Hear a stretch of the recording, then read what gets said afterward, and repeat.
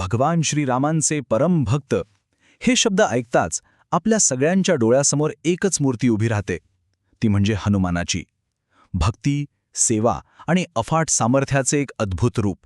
पण मग प्रश्न पडतो की ते फक्त एक निष्ठावान सेवक होते का, की त्यांचं अस्तित्व यापेक्षाही खूप मोठं होतं? म्हणजे ते स्वतः भगवान शंकरांचा, विनाश आणि परिवर्तनाच्या देवतेचा प्रत्यक्ष अवतार होते?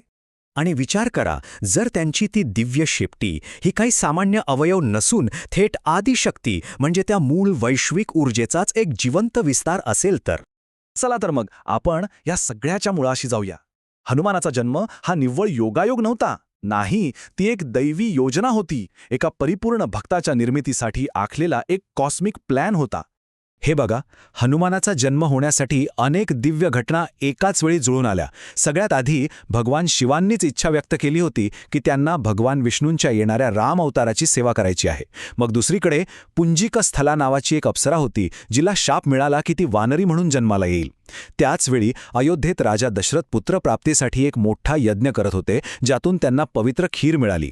आणि मग बघा गंमत, वायुदेवाने त्याच खिरीचा एक छोटासा भाग उचलला आणि तो थेट अंजनेपर्यंत पोचवला, जी शिवभक्तीत तल्लीन होती. म्हणजे बघा, या सगळ्या घटना कशा एकामागोमाग एक घडल्या. जणू काही शिवांच्या 11व्या रुद्र अवतारासाठी एक परफेक्ट पार्श्वभूमीच तयार होत होती. तर यातला सगळ्यात महत्त्वाचा मुद्दा हा आहे की रुद्र अवतार म्हणजे काय? तर ते आहे भगवान शिवाचं 11वे उग्र आणि प्रचंड शक्तिशाली रूप. आणि या रूपाचा जन्मच एका विशेष उद्देशानं झाला होता, तो म्हणजे भगवान रामाची निस्वार्थ सेवा. आता आपण त्यांच्या आयुष्याच्या पुढच्या अध्यायाकडे वळूया. हा अध्याय आहे शक्ती, उद्देश आणि विनम्रतेचा. एक असा अध्याय जो त्यांच्या बालपणी मिळालेल्या वरदान आणि शापांनी घडवला होता. ही तर एक खूप प्रसिद्ध कथा आहे, नाही का? लहानपणी हनुमानाला उगवणारा सूर्य बघून वाटलं की ते एखादं मोठं लाल चुटूक फळ आहे, आणि मग काय, ते खाण्यासाठी त्यांनी थेट आकाशातच झेप घेतली. इथे त्यांचा हेतू आणि त्याचा परिणाम यातलं अंतर बघण्यासारखं आहे. हनुमानाचा हेतू किती साधा होता, एका लहान मुलाची निरागस भूक. पण त्याचा परिणाम, तो मात्र एक वैश्विक संकट ठरला. भगवान इंद्राने त्यांच्यावर वज्राने प्रहार केला, ज्यामुळे त्यांचे वडील वायुदेव इतके संतापले की त्यांनी संपूर्ण विश्वातला वायूच थांबवून टाकला.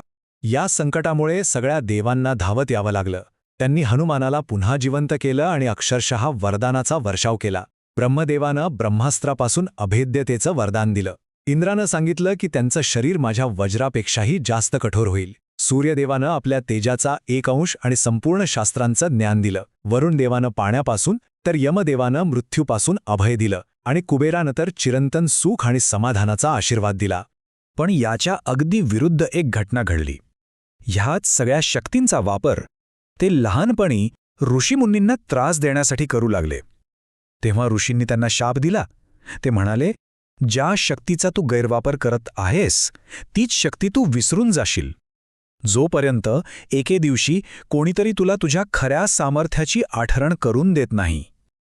यातून त्यांना विनम्रतेचा एक खूप मोठा धडा मिळाला. आणि हाच शाप त्यांच्या आयुष्याला एका निर्णायक वळणावर घेऊन आला, त्यांच्या अंतिम उद्देशाकडे. तो उद्देश होता भगवान रामाची भेट आणि एका महान कार्यासाठी त्यांच्या विसरलेल्या शक्तीचं पुन्हा जागरण. अनेक वर्ष उलटून गेली. एका अथांग न पार करता येण्यासारख्या समुद्राच्या काठावर एक हताश झालेली वानरसेना उभी होती. त्यांना लंकेपर्यंत पोचून सीतेला सोडवायचं होतं, पण मार्गच दिसत नव्हता. त्यांना एका नायकाची गरज होती. आणि तोच तो क्षण होता. जांबवंताने हनुमानाला त्यांच्या जन्माची, त्यांना मिळालेल्या त्या सगळ्या वरदानांची आणि त्यांच्या विसरलेल्या अमर्याद शक्तीची आठवण करून दिली. आणि त्याच क्षणी तो शापभंग पावला आणि त्यांची सुप्त वैश्विक शक्ती पुन्हा एकदा जागृत झाली.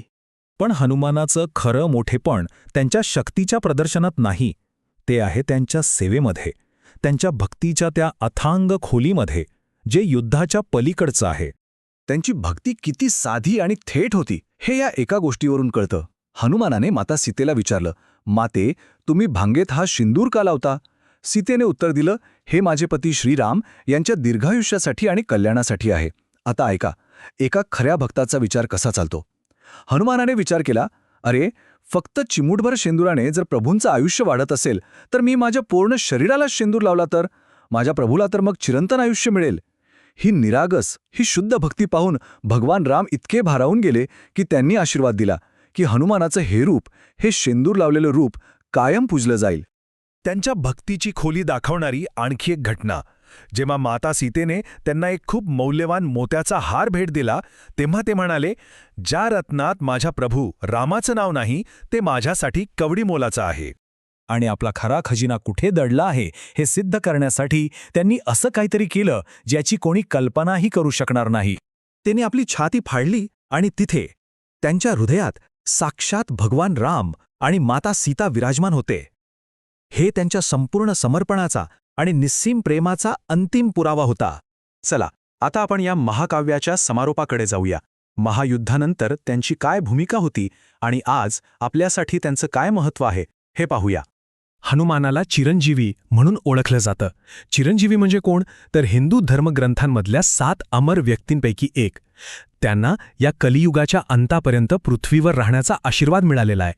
आणि हे अमरत्व त्यांना त्यांच्या स्वतःच्या इच्छेमुळे मिळालं. त्यांनी भगवान रामाकडे एकच वरदान मागितलं, मला स्वर्ग नको, मोक्षही नको.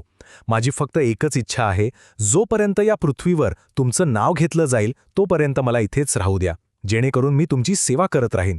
आणि म्हणूनच ते आजच्या युगातही नेहमी उपस्थित असलेले संरक्षक, संकटमोचक आणि भक्तांचे रक्षणकर्ते मानले जातात.